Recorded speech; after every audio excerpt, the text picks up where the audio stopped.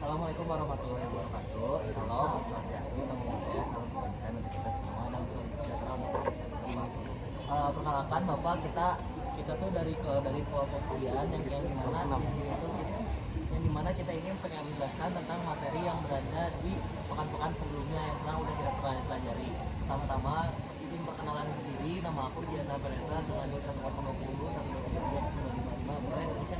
Kenalin, nama aku Anissa Saida dengan NIM 102012 30389. Nama saya Raffi Jadera dengan NIM 102012 Nama saya Ronaldo, NIM 1020 1230036.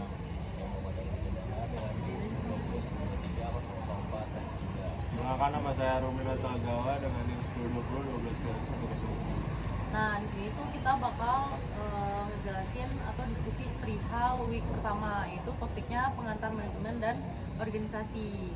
Yang pertama itu apa sih pengertian manajemen? Nah, manajemen itu adalah proses perencanaan, perorganisasian, pengarahan, dan pengendalian terhadap sumber daya organisasi, baik manusia, keuangan, fisik, maupun informasi, agar tujuan organisasi dapat dicapai secara efisien dan juga efektif. Nah, maksudnya dari efektif dan efisien tuh gimana sih? Efektif itu tuh kayak melakukan hal yang benar untuk mencapai tujuan, sedangkan efisien berarti menggunakan sumber daya secara hemat dan juga tepat guna.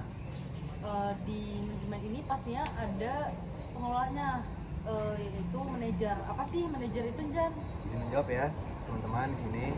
Jadi manajer itu adalah orang yang mengkoordinasikan pekerjaan orang lain agar tujuan organisasi itu bisa tercapai ya. Manajer ini tuh dibagi berdasarkan beberapa tingkatan. Yang pertama itu ada top manager atau bisa disebut juga ya top manager yang paling atas. Dia itu fungsinya itu menetapkan strategi dan arah organisasi secara keseluruhan. Yang kedua ada middle manager atau yang posisinya itu ada di tengah. Itu tuh menjembatani antara top manager dan pelaksana, mengatur implementasi kebijakan.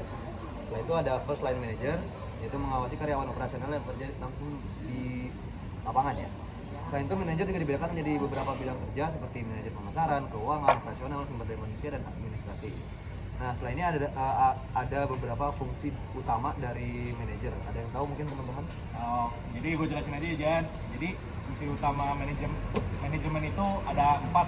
Yang pertama ada planning atau perencanaan, itu untuk menentukan tujuan organisasi dan cara bagaimana untuk mencapainya. Yang kedua ada organizing atau pengorganisasian, itu menyusun struktur kerja dan membagi tanggung jawab dalam pekerjaan nanti. Nah, yang ketiga itu ada leading atau sebagai pemimpin lah. Itu dia berfungsi sebagai untuk mengarahkan, memotivasi dan menginspirasi karyawannya. Nah, yang keempat ada controlling atau pengendalian, itu memantau kinerja dan melakukan koreksi bila ada penyimpangan. Nah, 4 fungsi ini itu membentuk siklus manajemen yang terus berulang agar organisasi dapat berjalan konsisten menuju tujuannya. Nah, dari peran manajer ini, dari fungsi utama ini kita juga dapat mengetahui peran manajer. Dari kalian ada yang tahu nggak itu? Oke, izin ngejelasin aja. Jadi sebenarnya peran manajer itu bisa dibilang kayak apa ya? Udah kita kenal lah sebenarnya dari dulu juga, dan ada beberapa orang yang bisa kita bilang tuh ahlinya adalah. Nah, pencetus yang bisa kita ambil itu seperti Henry Mintzberg, yang dimana Henry Mintzberg ini mengkelompokkan dari manajer itu ada apa aja, dan peran-perannya tuh kalau seingat aku ya, ada pertama itu peran interpersonal yang dimana itu tuh menjadi kayak suatu simbol organisasi ataupun menjadi leadernya, ibaratnya kayak gitu. Terus selanjutnya ada peran informasional yang dimana itu tuh sebagai orang yang memonitoring, jadi kayak pengumpulan informasi, contohnya kayak gitu. Dan selanjutnya ada peran pengambilan keputusan, jadi kayak bisa dibilang dia tuh lah yang menentukan suatu arah dari suatu perusahaan tertentu dan juga menentukan keputusannya seperti itu. Nah, jadi peran-peran ini tuh jadi cukup menggambarkan juga buat si manajer itu harus seperti apa gitu seorang manajer itu, dimana dia itu menjadi seorang yang melit seseorang, menjadi penghubung, menjadi penyebar informasi, dan juga dialah orang pengambil keputusan teratas dari suatu perusahaan gitu sebenarnya. Nah, tapi ada kalau yang bikin aku penasaran tuh kayak sebenarnya suatu manajer tuh ada keterampilan lah gitu. Tapi kalian ada yang tahu nggak keterampilan itu kayak gimana? Gue jelasin aja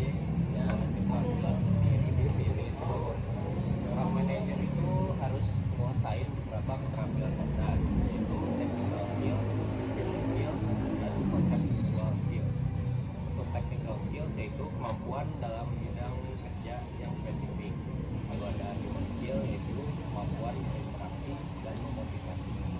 Lalu ada conceptual skill, yaitu kemampuan untuk berpikir secara strategis dan melihat gambaran yang besar. Selain itu juga penting dalam keterampilan komunikasi, mengambil keputusan, manajemen waktu, serta kemampuan masalah dan mencari solusi. Selanjutnya ada juga faktor penting yang tahu ya. Oke, aku jelasin ya faktor penting dalam manajemen modern itu. Manajemen modern itu tidak hanya berfokus pada efisien doang, tetapi juga memperhatikan pelanggan, inovasi, sama keberlanjutan. Pelanggan adalah alasan utama organisasi ada, dan inovasi itu organisasi harus mampu beradaptasi dan menciptakan hal baru. Yang ketiga itu ada keberlanjutan, keseimbangan antara keuntungan ekonomi, tanggung jawab sosial, dan kelestarian lingkungan. Nah, dari kalian nih, apa sih kita perlu mempelajari manajemen? Ada yang tahu nggak? Aku tahu nih.